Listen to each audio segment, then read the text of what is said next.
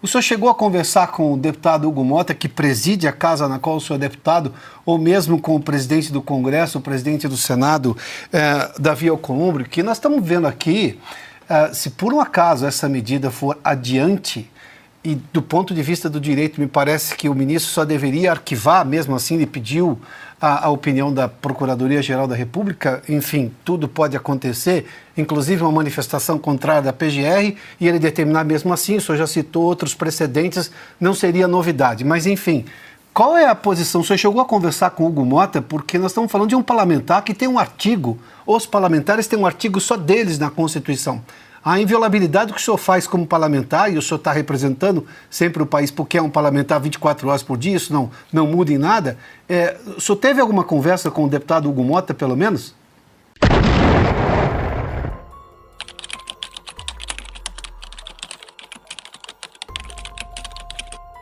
O melhor canal de cortes do Brasil.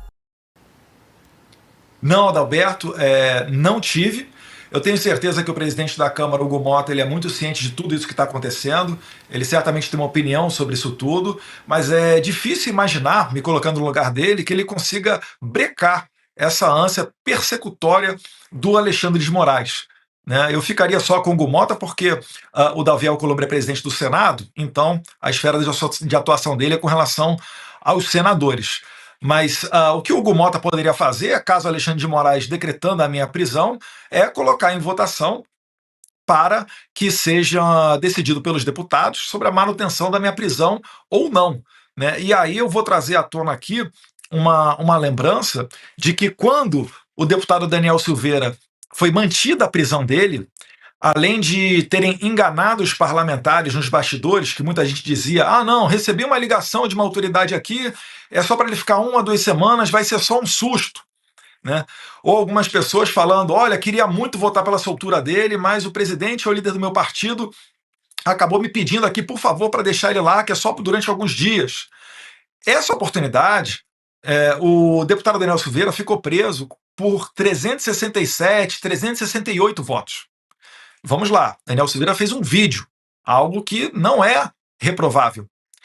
E se a gente voltar agora no tempo um pouquinho mais recente, a gente teve a ocasião do julgamento da prisão do deputado Brazão, que é acusado do assassinato da vereadora Marielle Franco.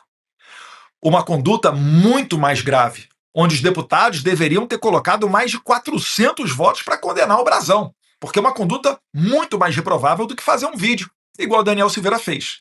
No entanto, né, o deputado Brazão, ele quase foi solto. Por pouco, por cerca de 20 votos, o deputado Brazão acabou não sendo liberado. O que eu quero dizer com isso? Eu quero dizer que a Câmara dos Deputados está resgatando o espírito de corpo, está colocando a mão na consciência e cada vez mais não tende a seguir os desmandos da Suprema Corte, que está invadindo demais a competência do Legislativo. E é uma loucura imaginar que ministros do STF venham a pisar no terreno político e não sejam alvo de críticas, igual todos nós que somos deputados acabamos sendo. Até vocês aí da Revista Oeste, que são jornalistas, quando vocês emitem a opinião de vocês, vem gente dando bordoadas de tudo quanto é lado. E a gente entende que isso é natural da democracia.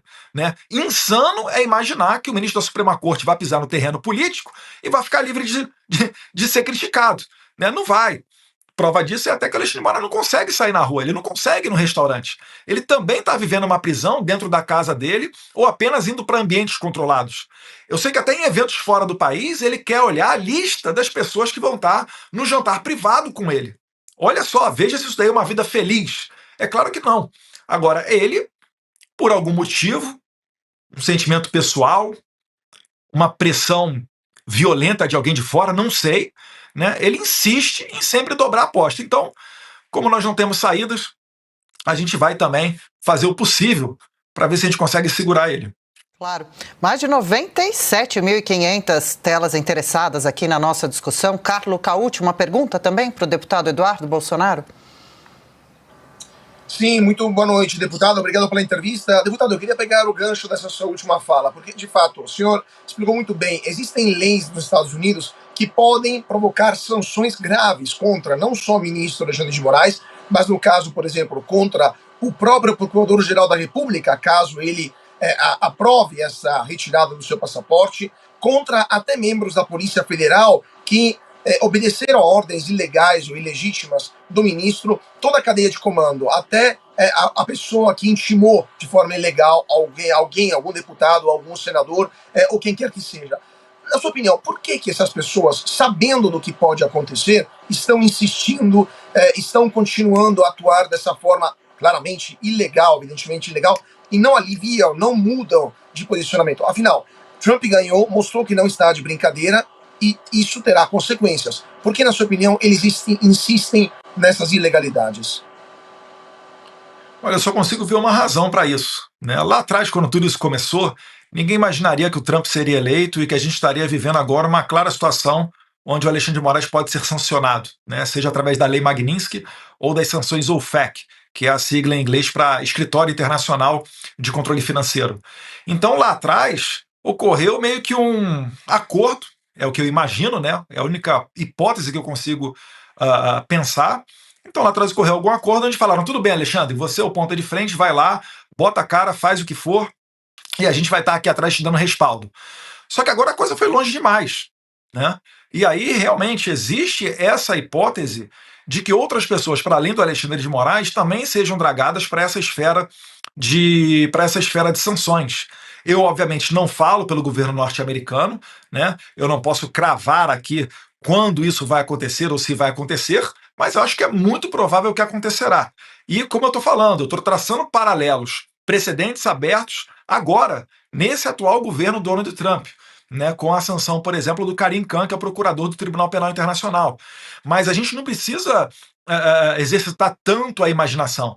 Os Estados Unidos já sancionou ministros da Suprema Corte de outros países, né, juízes eleitorais da Nicarágua, né, o ministro do STF da Venezuela, o Michael Moreno. Então são pessoas que, no final do dia, acabam não podendo sair do seu próprio país e não conseguem abrir uma conta bancária, porque o banco que abre uma conta para pessoas sancionadas, ele acaba, né, tendo problemas também com o sistema financeiro mundial, né, acaba não podendo usar as comercializações através de SWIFT, né, porque quando você compra uma blusinha da Shein e ela vem lá da China, você talvez possa até não imaginar, mas nessa transação, para a execução dela, para a liquidação dela, em algum momento, isso vai passar para um supercomputador dos Estados Unidos. Isso vai precisar de um código automático SWIFT. E aí você vê que a sua compra não vai ser realizada. E as sanções OFAC, vale a pena dizer, todas as pessoas que contratam com um sancionado ou que têm alguma relação de proximidade com ele também tomam as mesmas penalidades. Então a pessoa se torna uma leprosa, né? Ela realmente, né, a palavra popular apropriada é a pena de morte financeira. O Alexandre de Moraes ele vai poder estar milionário, que ele não vai conseguir gastar esse dinheiro dele. Ele vai ter problemas, por exemplo, né, para entrar em outros países. Se você tiver um visto americano, você pode entrar no México, você pode entrar na Indonésia, você pode ir para vários outros países, porque os sistemas migratórios internacionais eles se comunicam.